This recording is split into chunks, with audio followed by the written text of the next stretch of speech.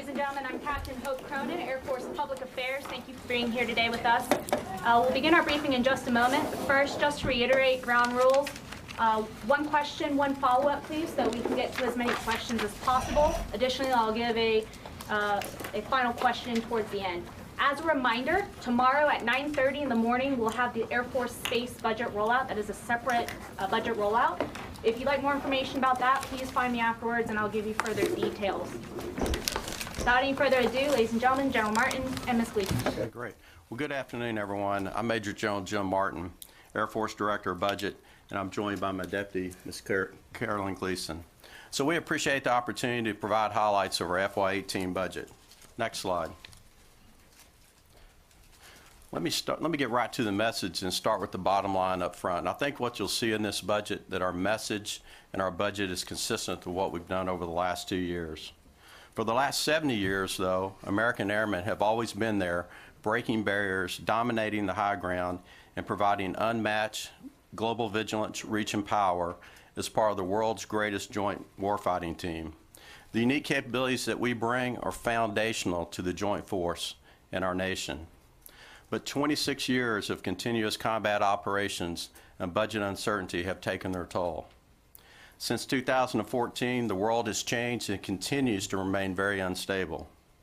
Today, Air Force capabilities are in high demand, and that demand will only continue to grow. To meet the demands now and in the future, we believe our FY18 budget request sets the conditions to improve readiness, fill critical capability gaps, and build future lethality. But it will take time and it will take additional resources. To be successful, we will need an increase over BCA caps, as well as predictable, sufficient, and flexible budgets, so we can recover readiness and build a more capable and lethal force for the future. Next slide. As always, we work hard to make every dollar count. So we use a very deliberate process to link resources with strategic guidance, combatant commander expectations, and the requirements of the joint force. Our FY18 request is based on guidance from the Secretary of Defense and his commitment to strengthen our joint team by improving warfighter readiness, addressing critical shortfalls, while building a larger, more capable, and more lethal force. Our budget request follows that guidance and puts priority on investing in airmen, readiness, combat air forces, nuclear deterrence, space and cyber capabilities, as well as infrastructure. All critical components for the joint force and the security of our nation. Next slide. Getting this right is important because Air Force capabilities are critical to the joint force. Our challenge in a physically constrained environment is to maintain balance across all 5 core missions. As I said, American airmen, active guard, reserve, and civilians are always there, dominating the high ground, leading and flawlessly executing our 5 core missions. We are America's 911 force, able to deliver full spectrum effects anywhere on the globe in a matter of hours. We ensure freedom from attack and the ability to attack at a time and place of our choosing, and the ability to operate freely in both peacetime and wartime. We are the eyes and ears of the joint force. We provide secure, survivable, and timely command and control capabilities over multi-domains, while at the same time protecting the homeland and ensuring a strong nuclear deterrence. To meet current and future demands, we must invest in capabilities to fight and win today, but also the capabilities needed to fight and win 5, 10, 15, 20 years from now. Next slide. On the last slide, you saw a number of platforms, but it's our people that make us the world's greatest Air Force. Behind every one of those weapon systems are airmen who support, develop, maintain, and operate those platforms, delivering the unique capabilities that we provide to the joint force. Our airmen remain engaged 24/7, 365 days a year, at home and abroad. As we speak, more than 100,000 airmen stand watch in deployed locations around the world, all while thousands of airmen protect the homeland, fight from home station, and stand alert 24/7, supporting 2 legs of our nation's nuclear triad. What you see on this slide are highlights of what our airmen bring to the fight. They are foundational to successful joint operations around the world. They are always there at the beginning, the middle, and the end of every operation. They're doing great things for our nation in very tough conditions. So it's our moral obligation to ensure all airmen we send into harm's way are properly trained, equipped, and led so they can be successful as part of the joint team. To help, we are working to revitalize squadrons across the Air Force. It's the most essential level of command, where readiness is generated and sustained, where airmen and families thrive, and where the missions of the Air Force succeed. Next slide. America's Air Force is still great, but 26 years of continuous combat operations have taken their toll. However, America's expectations of our Air Force are still shaped by the incredible success of Operation Desert Storm. But the reality is we are not the same Air Force we were back then. Back then, we had 134 combat-coded fighter squadrons. Today, we have 55. Today, we have 30% fewer people, 37% fewer aircraft, and the average age of our aircraft is 27 years. And our readiness levels remain challenged at a time when we're busier in our history. All of this while the world remains unstable and the demand for Air Force capabilities continues to grow. Since August 2014, the Air Force has led the global response against violent extremist organizations, and we remain heavily engaged in Afghanistan. We're facing a resurgent Russia, a rising China, unpredictable North Korea, and multiple hotspots around the globe. The capability gap is closing fast. Advanced air defenses and radars are becoming more common. And competitors continue to invest in new technology in their own fifth-generation aircraft. Space and cyber domains are becoming more congested and contested. And what we've learned is that future conflicts and contingencies will be trans-regional, multifunctional, multi-domain, and will require fast action by joint and coalition forces. Our joint team, our allies, and our nation expect the Air Force to respond quickly with overwhelming force to dominate the high ground throughout every phase of every conflict. Next slide. This chart illustrates some of the challenges I described on the previous chart and the budget uncertainty we have faced over the last 5 years. That budget uncertainty, sequestration, and operating at less than planned budget levels have forced us to make tough choices, which resulted in lost capability, lost capacity, and reduced readiness. At the same time, the world changed in 2014 and continues to remain unstable and more complex, all driving increased demand and mission growth in ISR, space, and cyber. So we are grateful for the modest short-term relief provided by Congress in the last Bipartisan Budget Act and the passage of the FY17 appropriation, which addressed many of our critical shortfalls. Looking ahead to FY18, we believe our request sets the foundation to improve readiness and invest in capabilities needed for the future. However, FY18 is a pivotal year because the Budget Control Act and sequestration remain the law. Without relief in BCA caps, it will drive a choice between ready and capable now or ready and capable in the future. It's a false choice because we need both to be successful. Next slide. This slide highlights those choices, what we can do if the FY18 budget is supported versus what could happen if we were forced to absorb large reductions. As you can see in the green box, the FY18 budget request allows us to sustain capacities to support combatant commanders' most urgent requirements. It funds readiness components to support readiness recovery and invest in our people by filling critical capability gaps and providing additional pay and entitlements. It allows us to fund munitions to capacity to support current ops and improve inventory requirements. It will strengthen our nuclear enterprise and advance investments in space and cyber. We can invest in our top recapitalization programs and maintain airlift capacity for worldwide demand. Finally, we can invest in infrastructure for new mission bed downs, training, and readiness as we train and operate from bases at home and abroad. However, if the Air Force had to absorb large reductions, impacts to readiness, future modernization, infrastructure, and people cannot be avoided. That's where the money is, and those are the accounts that you can dial down quickly. To pay the bill, we would have to consider all options such as reducing force structure, delaying even more modernization programs, shortchanging readiness accounts, and delaying investments in our strategic assets such as nuclear, space, ISR, and cyber. Infrastructure would continue to suffer as we would be forced to take risk, an action we've repeated since FY13 sequestration. And worst of all, it would impact people, both their quality of life and their quality of service. The bottom line, all these choices are bad. We simply can't afford the risk of returning to BCA. So we need predictable, stable budgets with sufficient funding so we can plan for the Air Force that we need now and in the future. Next slide.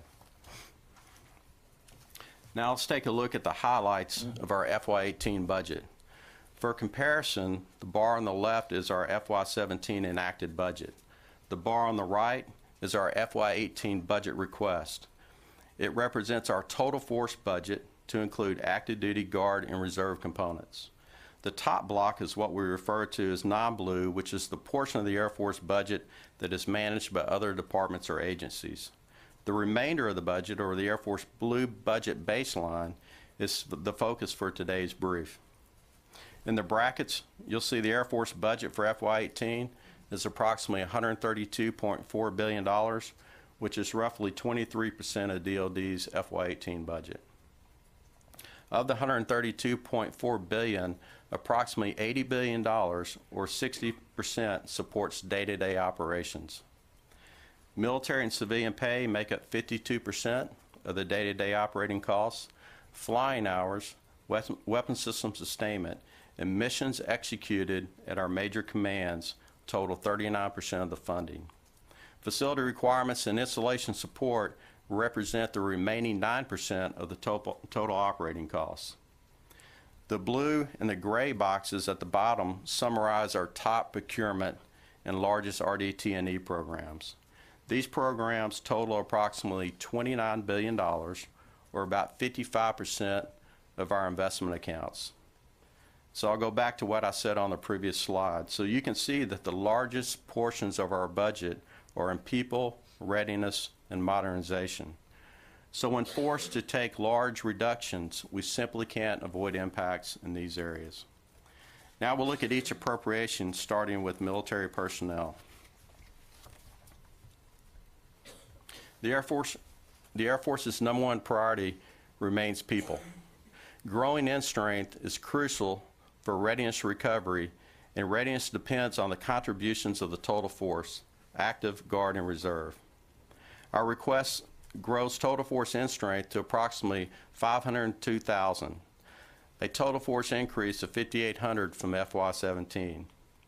It increases the active duty force by 4,100 with an increase of 1,700 for the guard and reserve. This budget begins to address the pilot shortage by adding training capacity in our formal training units while also adjusting our incentive pay structure. It will provide personnel to support 2 new F-16 flying training units and other initiatives to increase pilot production and training.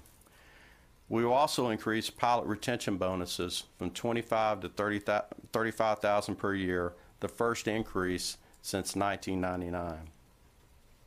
This budget will allow us to continue our progress in tackling maintenance manpower shortfalls while also addressing critical capability gaps in critical career fields such as nuclear, cyber, and the RPA enterprise.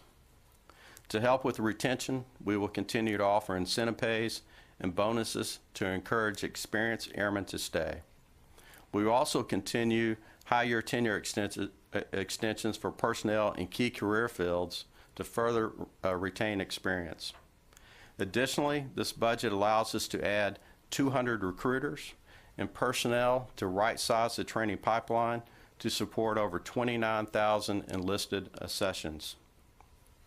Furthermore, with our chief's priority to revitalize our squadrons, this budget also adds over 200 commander support staff personnel to ease the burden of additional duties, which allows airmen to focus on their core mission. Finally, the FY18 budget requests a 2.1 pay raise for our airmen, while also funding the new blended retirement system, which will be effective 1 January 2018. Next slide. The FY18 operation and maintenance budget prioritizes readiness recovery and provides funding for vital support to our airmen and their families. The O&M request fully supports the Air Force top priority to grow total force military end strength by funding recruiting, infrastructure, and training efforts aimed at addressing critical shortfalls discussed on the previous slide. As we have said over the last few years, readiness recovery is not a short-term fix and will take years to fully rebuild. To keep us on the path to readiness recovery, we will continue funding flying hours to executable levels and weapon system sustainment to near capacity. We also continue to invest in ranges, simulators, and critical skills training such as combat flag exercises and advanced weapons schools. To go along with the manpower, the request funds O&M requirements for 2 additional F-16 training squadrons at Holloman Air Force Base. Last year, we began an effort to free up skilled maintainers to transition to the F-35 fleet by contracting maintenance support at some of our active duty training units. This budget continues that effort.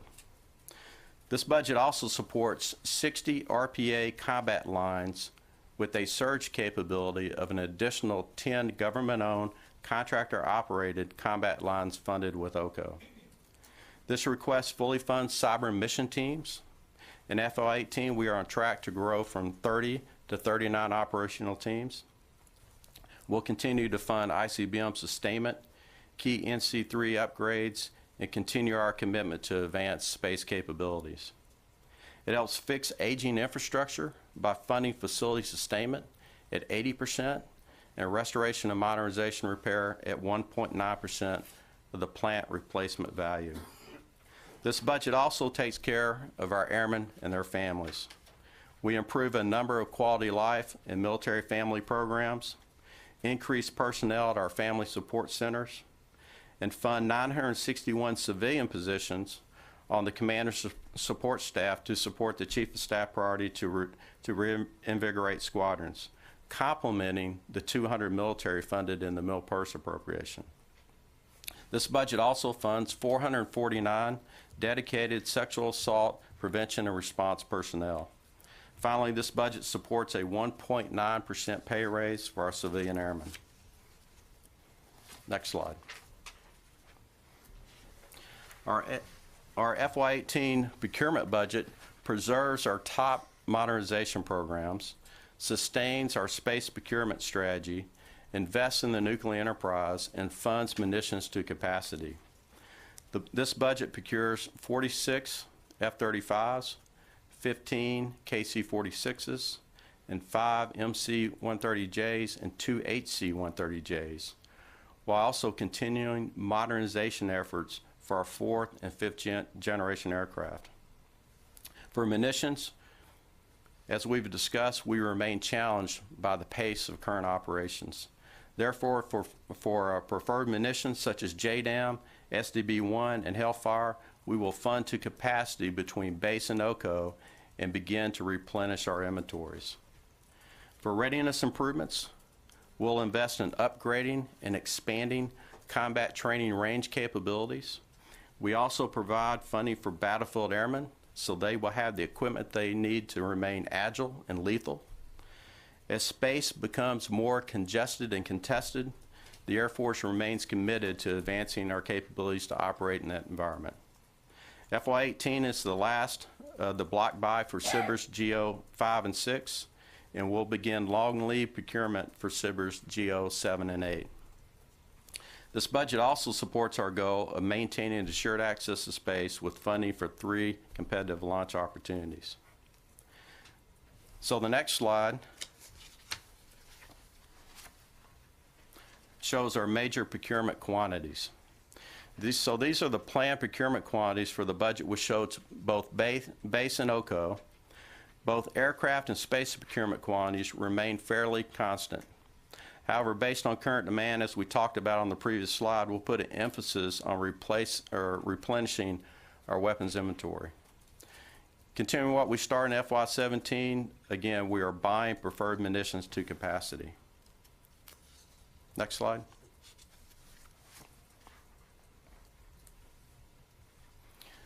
For research, development, test, and evaluation appropriation, the Air Force, innovation has always been at the core of the Air Force identity, and it's been a big part of our history.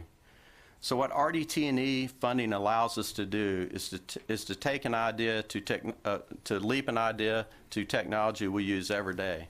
So just imagine our world without GPS. As I mentioned, the capability gap is closing, and we must continue to invest in game-changing technologies such as hypersonics, directed energy, unmanned autonomous systems, and nanotechnology. To ensure our nuclear forces remain capable and credible, this request provides funding for future nuclear capabilities with significant increases to the long-range standoff weapon and the ground-based strategic deterrence. In order to combat the cyber threat, we are investing in offensive and defensive initiatives to train and equip our cyber forces with capabilities that they need to defend the nation. This request also funds our next generation bomber as the program progresses into detailed design. The B-21 Raider will provide critical operational flexibility across a wide range of military options, providing both conventional and nuclear capabilities. This budget request also invests in the Adaptive Engine Transition Program, a program that will deliver revolutionary next-generation propulsion systems for multiple combat aircraft applications. Finally, our request increases operational systems development to upgrade 4th and 5th gen legacy aircraft such as the F-22. Next slide. For our military construction, we are focusing on new weapon system bed downs, strengthening the nuclear enterprise, and providing facilities for essential training requirements. This budget supports combatant commanders' highest construction priorities and improves our posture of forces in Europe and enhance Asia-Pacific resiliency. The slide highlights the major projects for active guard and reserve. The overall Air Force's FY18 MILCOM budget represents a balanced approach to ensure critical infrastructure and requirements meet mission needs, operational timelines, and enhance our capability to respond globally to man-made and natural threats. So ready and resilient installations are a critical part of Air Force operations. We have said that infrastructure is a readiness issue. And since FY12, we have deferred a number of current mission projects. So with additional funding, we could execute up to $265 million in new construction.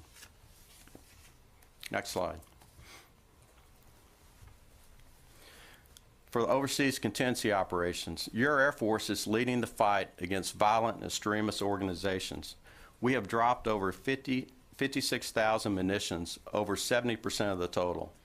MQ-1 and MQ-9 air crews have flown more than 351,000 hours. We fly an average of more than 70 sorties per day and participate in 70% of coalition airstrikes. This year's OCO request is $13.9 billion and supports the efforts on the slide by funding flying hours, weapon system sustainment, and day-to-day operating costs for 6 enduring locations in the CENTCOM AOR. In addition to the munitions buys included in our baseline budget request, OCO is requested to replace nearly 23,000 preferred munitions. And lastly, this request funds MILCON airfield projects in AFRICOM and supports the European Reassurance Initiative by investing in critical infrastructure such as airfields, aircraft hangars, and munitions storage facilities. Next slide. As I mentioned earlier, the FY18 budget request sets the foundation to improve readiness, fix capability gaps, and improve future lethality. But as I mentioned, the demand for Air Force capabilities continues to exceed available resources. So this slide just highlights some of those areas where additional resources could be applied and illustrates the need for predictable, sufficient, and flexible budgets in the future. Next slide. So to conclude today's briefing, here are the highlights that I want to leave you with. For the past 70 years, American airmen are always there dominating the high ground, delivering global vigilance, reach, and power. But the demand for current and future air and space power exceeds supply. The Air Force's FY18 budget is our best attempt to apply limited resources to build a more capable and lethal force, one that is ready today and one that is ready tomorrow. As I said, this will be a long-term effort. To be successful, we will need relief from BCA caps, as well as predictable, sufficient, and flexible budgets. The importance of air power has not changed in the last 70 years, and the demand for air and space power will continue to grow. So we must be prepared to dominate the skies above the earth. Our airmen and our joint team deserve it, and our nation expects it. Next slide. So as always, we provide you the website to our link that has all our budget projects, our products, to include the budget overview book, this budget brief, as well as all our detailed justification material. So with that, we'll open up for questions. Tony. Quick one, a couple of quick ones. The presidential aircraft program, the $431 million for R&D, and what does that buy? And is that a reduction from what was projected last year for 18?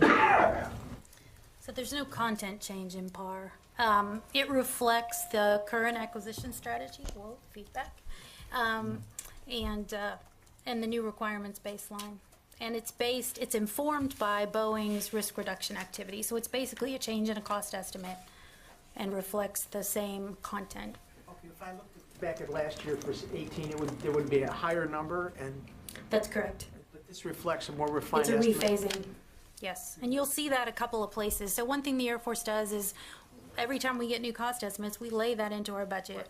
We review our investment programs continually through the year, but really in support of the big budget activities. And so you'll see that in a couple of our programs. I saw there's a little footnote there that said you're moving like $1 billion of R&D, O&M money into R&D to pay for 10,000 employees.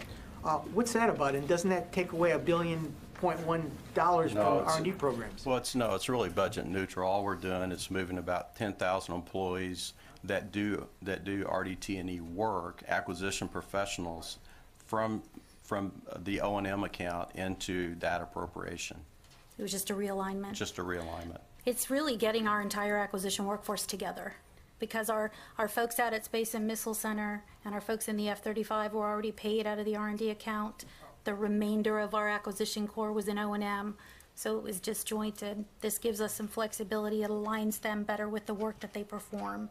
So it's just a, we're not, no. It was a realignment. The money moved with the people. Oh, the money moved with the Yes. people. The money moved with the people. Because you'll see on the O&M slide, there's a decrease, but in RDT&E, there's It's a an plus. increase for the same amount. That's correct. Yes, you bet. So let's go with you. Yes, Courtney Alvin with Inside the Air Force. There's a significant increase in B-21 RDT&E. Is that just a shifting of funds that were reduced or shifted in the past, or is that actually a ramp up in development? So B-21 from the 17 budget to the 18 budget, there's not much change. It's just a natural progression of the program from 17 enacted to 18. It's moving into detailed design. It was a planned ramp up in the program. It's fully funded and progressing like we would expect it to. Can you also address the increase in Next Generation Air Dominance funding? There's a significant growth there, and what that funding will do? Yeah, that funds studies and analysis to really look at how we get after future threats. So looking at capabilities that we need that we'll know, again, well into the future, and it's informed by the Air Force's 2030 superiority study that we're doing.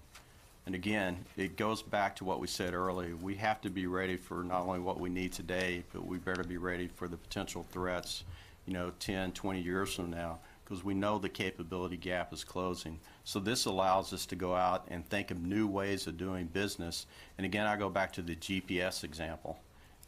Just imagine your world without GPS. We need to invest in technology that when it shows up, people go, where'd that come from? And that's what we're trying to do. You bet. Sure. Lara Seligman is Aviation Week. Two quick questions.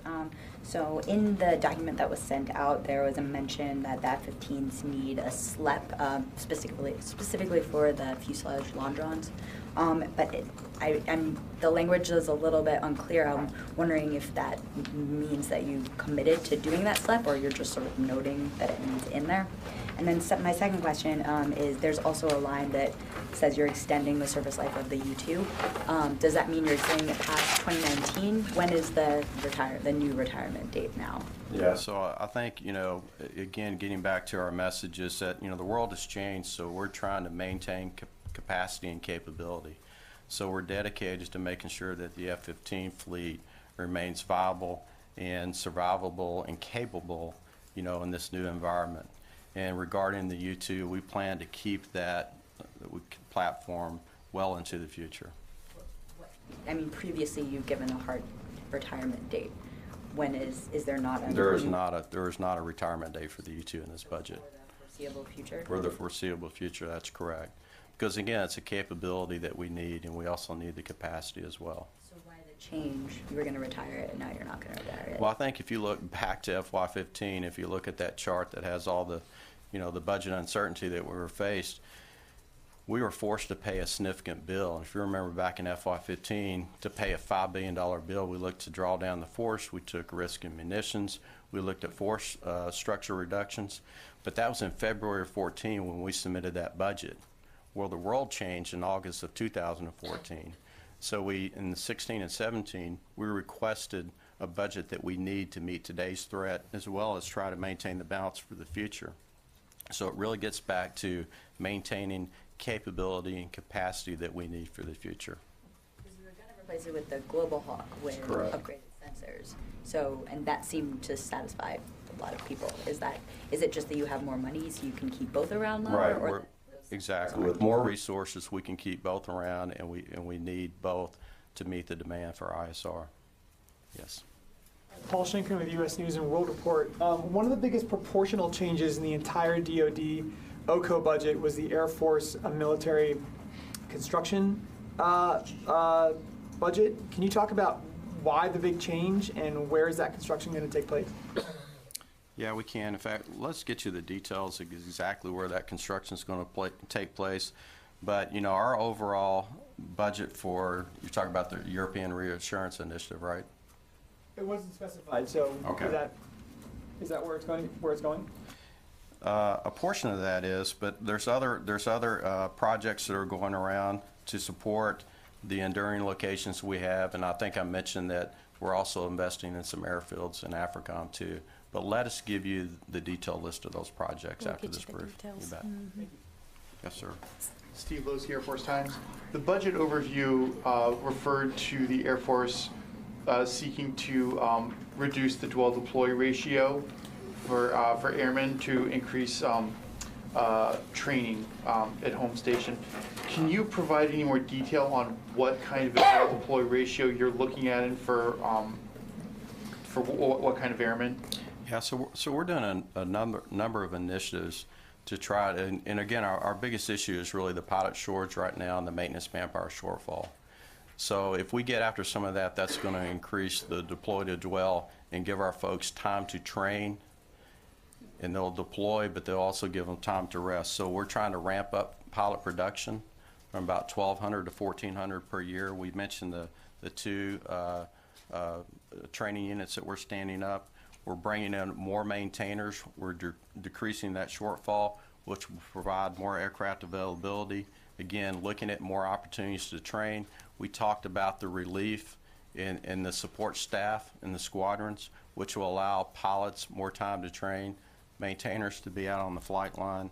So all those things will help in that effort.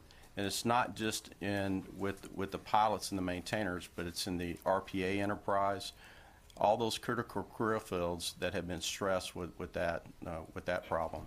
We're trying to get after all that. Yes, sorry. So the overall DoD program acquisition costs by weapon system booklet indicated that the Air Force is buying 2 JLTVs this year. Could you talk a little bit about why that's happening? Is that like a proof of concept, or is the Air Force officially joining that program now? I will have to get you an answer. we'll I get you an don't know the answer. answer to that. Okay. So we'll take it for the record. And if I could just have one other question. Sure. So could I follow up to Laura's question about the F-15 SLEP? So is that something that, if there is a fit-up that we see, will that be in the fit-up, or is that something that is planned to do? So again, I think, I think what you'll see in our budget and in the long term is that we want to keep those aircraft viable. So, for example, in this budget, there's approximately $800 million for F-15 upgrades, modifications. We'll remain committed to that because, again, it's a capacity and capability issue for us that we have right now. So is the SLEP funded? Yes. Yes. Yes, it is. Let's go in the back here. Hi, Amy McCullough with Air Force Magazine. The FY18 budget funds 8 less Reapers than last year's budget, and General Holmes has said that the Air Force actually needs to see like 20 funded each year in order to maintain the fleet, but the FY18 only has 16. So what's the reason for the decrease in funding there, and is that enough to maintain what you need? So let's get back to you on that one. Yeah, I'll have to. All right, we'll get back to you on that one, but any type of, any type of decrease in quantity really has to do with again, making tough trades against balancing across those 5 core missions, okay? Because if you go back to that slide, the 5 core missions that we provide are critical to the Joint Force. And we provide unique and many capabilities. And so again, trying to maintain that balance sometimes forces us into tough trade-offs. But let me give you a good answer to that question, okay? Sure. Last year, the flying hour budget was funded at 90%, and I was told a big part of that was because the Air Force didn't have the maintainers to create the sorties needed to get to 100%. Right. So what is the executable level this year? So again, we're funding flying hours to what we can execute. And that's about 92% of the requirement. And again, every year as we address the pilot shortfall, every year as we bring on more maintainers and as we retain people, that's going to get better and better. But that's a key element to our readiness recovery. So we will continue to fund flying hours, weapon system sustainment to what we can execute. Ladies and gentlemen, this will be the final question. Okay, over here. Host with Jane's. The numbers for RDT&E for you guys say in your briefing book say 23.9 to 24.7, but in the overall DoD book it says 25 to 30. I was wondering if you could explain the discrepancy. Yeah, so I think we're going to have to go back and reconcile that number for you. But certainly we can talk about the major program changes. Carolyn, Yeah, go we'll ahead. have to reconcile with OSD. We got a heads up on that outside the door. We know our numbers are our R&D blue budget. I don't know what's in theirs, and I'll have to get with them to see, Right. just to make sure. Ladies and gentlemen, that's all the time we have today. We'll take any follow-on questions. If you come and let myself or Ann know, I'd be happy to follow up with you.